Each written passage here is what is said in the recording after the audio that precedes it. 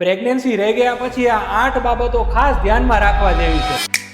Number 1, અતિશય ઘોંઘાટવાળી કે ભીડવાળી જગ્યાએ જવાનું ટાળવું.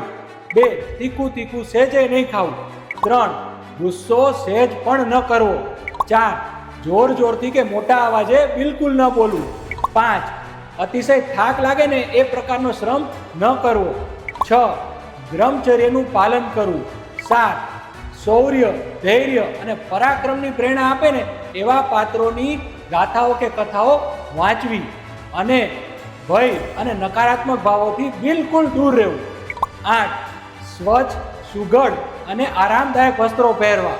સહેજ પણ ફાટેલા, જર્જરિત કે એકદમ જૂના કપડાં પહેરવા નહીં.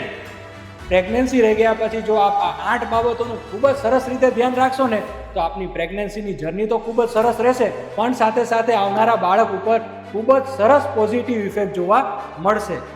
સર્વદા મંગલમ ભવે.